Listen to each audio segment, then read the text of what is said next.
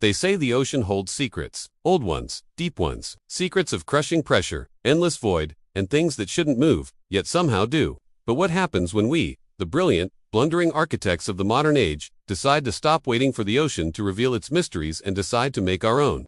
Welcome to the isolated, forgotten stretch of coastline we call the Coffin Inlet. It's a name that, frankly, tells you everything you need to know. Tucked away from shipping lanes and satellite observation, it's a geographical hiccup, a bruised, silent cul-de-sac of water where the sea forgets to move. The perfect stage, our scientists believed, for an experiment that bordered on the truly unhinged. The goal was simple, yet utterly insane: to defy Mother Nature, to prove that if you gathered enough individual, twitching, terrified organisms, you could create a collective will strong enough to overcome the stillness. A living current, and our chosen medium, not concrete, not some newfangled engine. No, our medium was the sardine. Specifically, 6 billion of them. Yes, you heard that correctly. 6 billion. To put that in perspective, that's almost one sardine for every person on Earth when this project began. Think about that for a moment. All those tiny, reflective scales.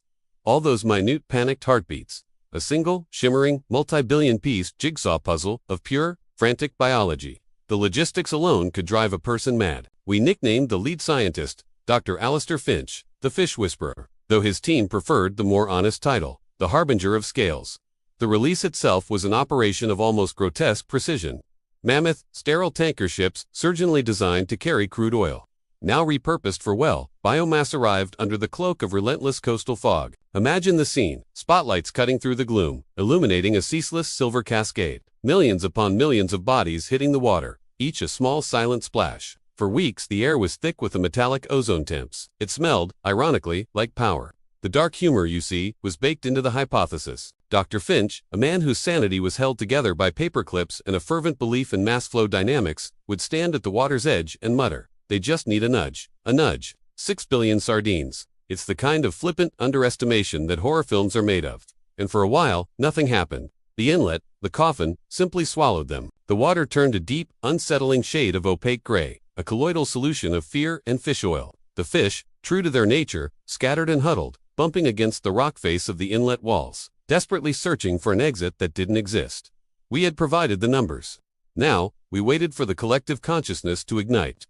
We waited for the stream, but the waiting was when the air began to change. The change wasn't sudden, it was insidious. It began with the sound. The scientists' hydrophones, meant to track the movements of individual schools, started picking up a new pattern. It wasn't the scattergun noise of feeding or panicked swimming. It was unison. Imagine 6 billion tiny fins, all beating at the same frequency. The resulting sound wasn't noise, it was a vibration, a low-frequency hum that seemed to bypass the ears and resonate directly in the chest.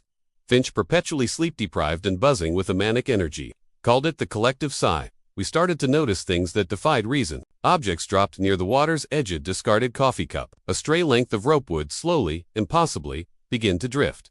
Not out to sea, which is where the wind should take them, but around the inlet, clockwise. A slow, agonizing, continuous rotation. The current was forming. But it wasn't the gentle laminar flow Finch had predicted. This felt forced. One evening, a young technician named Maya, who had a worrying habit of talking to the fish, was monitoring the underwater cameras. Her report was chillingly concise. She saw the sardine mass, which now looked less like individual fish and more like a single, silver, churning organ, start to pulse, not just swim, but pulse, contracting and expanding like a billion-chambered heart. She noted, with unnerving calm, that at the very center of this massive, dark sphere, there was a void, a perfectly still, pitch-black space. The eye of the stream. This is where the dark humor gets truly uncomfortable. We were celebrating. We'd done it. We'd created our own natural phenomenon. But we didn't use magnets or mechanics. We used pure, accumulated fear. We built a current out of 6 billion nervous systems, and now, that current was developing its own will.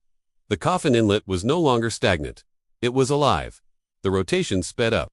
The water grew colder, and the smell that metallic temps intensified until it was almost painful, like licking a battery.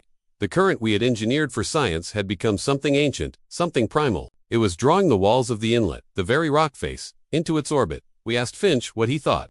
He simply adjusted his fogged glasses, pointed a trembling finger at the swirling, impossible water, and said, "Well, we gave them a home. Now they're just decorating." A terrible joke, considering the eerie atmosphere of rising dread that permeated the camp. The stream wasn't just moving the water, it was shaping it, and the collective consciousness of 6 billion sardines was telling us one thing: they didn't want to leave the inlet. They wanted the inlet to become them. The stage is set. The current is spinning, faster than our instruments can accurately measure, and soon, the thing we created will stop being a scientific marvel and start being a predator. If you felt that cold dread creeping up your spine, hit the like button and let me know in the comments. What happens when 6 billion fish decide they not dinner, but the current itself?